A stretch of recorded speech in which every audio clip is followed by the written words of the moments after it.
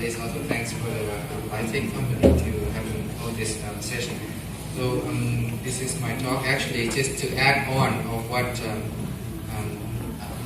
Dr. Keshwar and also Dr. Raman mentioned previously. Again, just to emphasize that this is a double disc device. It's a 19 made from the very dedicated device, and there have two hubs here and also a screw attached to the 3-French delivery cables. It takes up to 7 French delivery sheet, and again you can have the smallest size of the device, D2 be here, right? So D2 starting from 5 until up 14. Yeah, so let's say if we talk about 6, 8, it means that D1 is 6 and the D2 will be 8, right? And after and just so you know that this is a potential size of MFO or Kona MF device can be used. The VSD definitely you can use for perimembranous muscular or even subpulmonary. For the fistula, pulmonary or pulmonary fistula, it would be feasible as well. PDA definitely, as Dr. Keshwar mentioned previously, and others, something like the Bapcas or Parababa leak could also be feasible. As Dr. Wang questioned about what size, what should be the selected size to use in terms of, let's say, if diameter is 4 and how much you should oversize. I would say it depends on the anatomy, but most of the time, in my preference, I will try to oversize just a little bit, maybe 2 to 4 millimeters. Let's say if you deal with the Bapcas, maybe you can oversize as much as possible or as much as you like. But if you deal with the perimembranous, you may need to think about not too much oversizing. Again, just to show you some of the information of our cases that can be used. For example, this patient, unreasonable type perimembranous VSD. So as usual, you can go angiography or retrograde. In this particular case, we decided to go from the IVC through the aorta. And then we deploy the device from the aorta, as you can see here, and pull it slowly, gently, until it's touching to the VSD. And the landmark is here, meaning that it's inside the VSD now. Then we open the low pressure disc.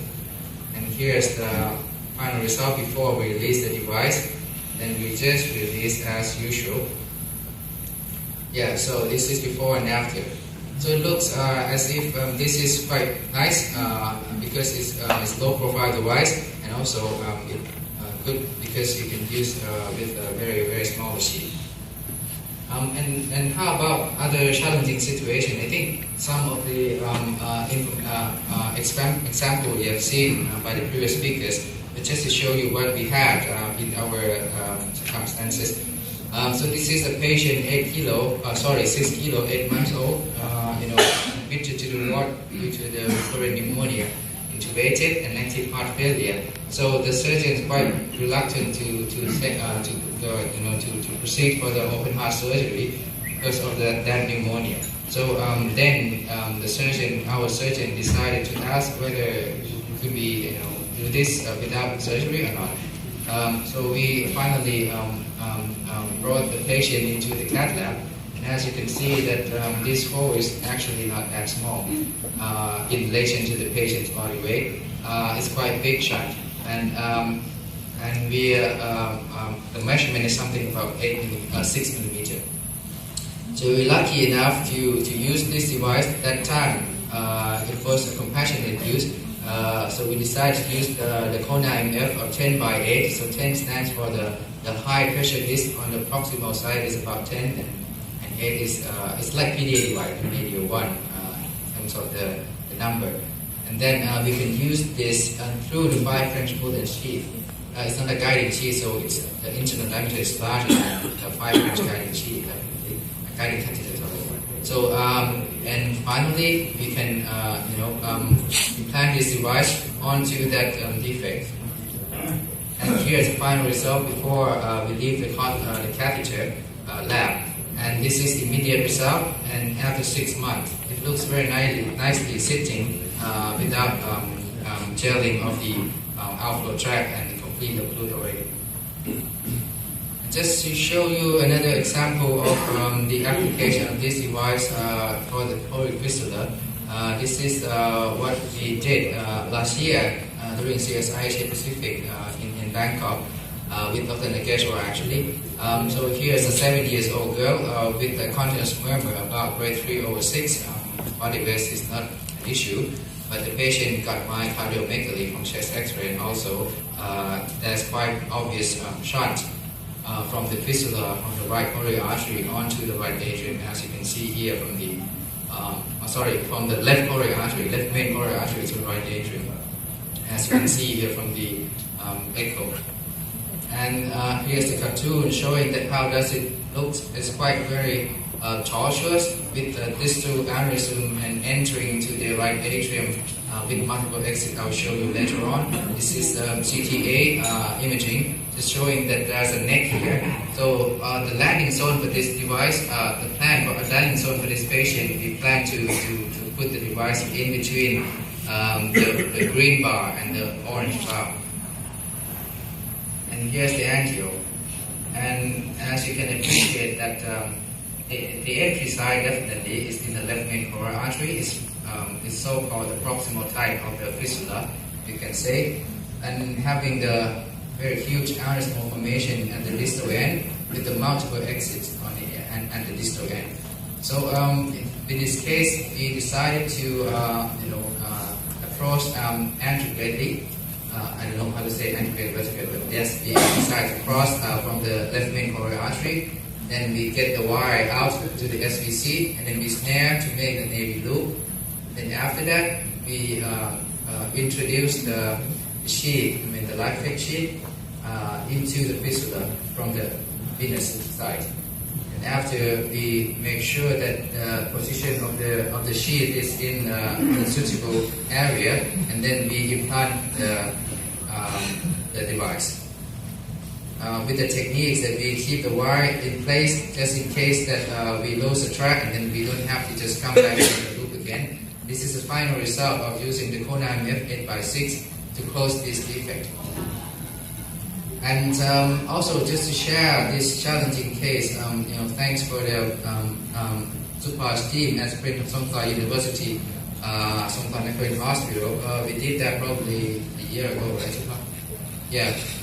So that was very challenging because the patient is just 1 month old girl, 2.8 kilo with severe heart failure due to, I don't know how to say, but there's a connection between the left coronary artery, maybe, onto the right ventricle. So at that time, the team there tried their best to delineate where's the left coronary artery, but unfortunately by CT angio, the angio test occlusion or whatsoever, we couldn't find where's the real left coronary artery.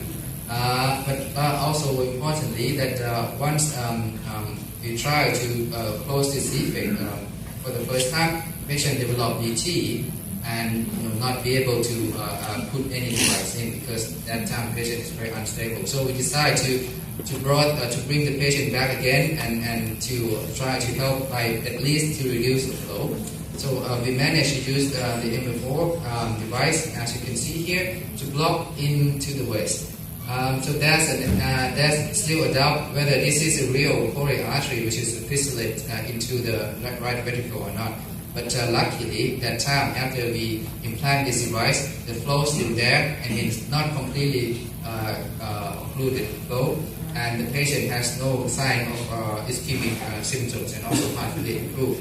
So again, this could be very, very helpful for the small child when you think about how to close the defect to help the patient.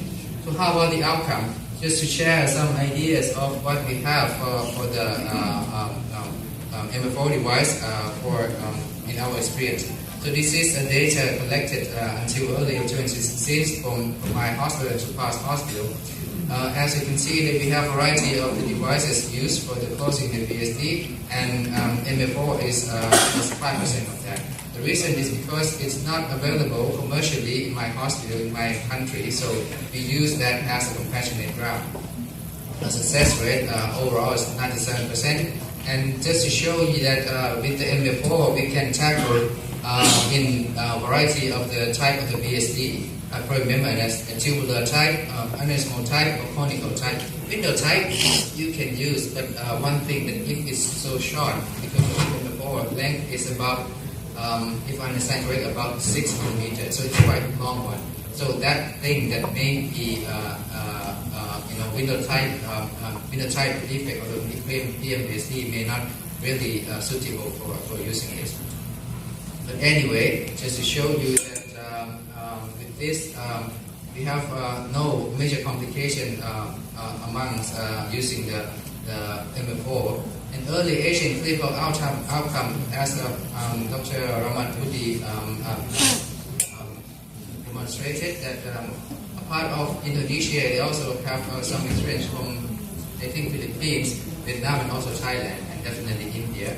Total case from the company side, they mentioned about 40 cases until the late of 2017. Procedural success ranging from 97 to 100%. The complete occlusion rate immediate is about more than 50%. One-to-one occlusion rate is more than 95%. And no reported of complete heart block or hemolysis. And neo-aortic regurgitation is ranging from 0 to 2.7%. And all the paid cases were trivial.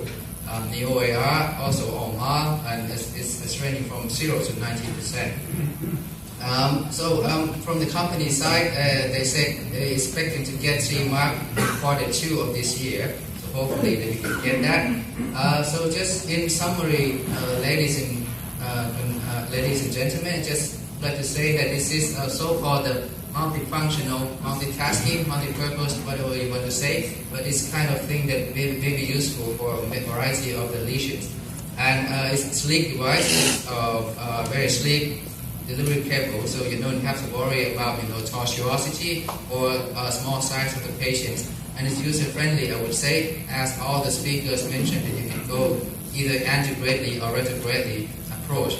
And it's more conformed to the specific morphology, and it's reasonable for the initial clinical data collection, but we require early and late comprehensive assessment for this outcome. And I think Professor Dr. Raman Budi already did at least show that this is quite a very, very nice early outcome of 1 year.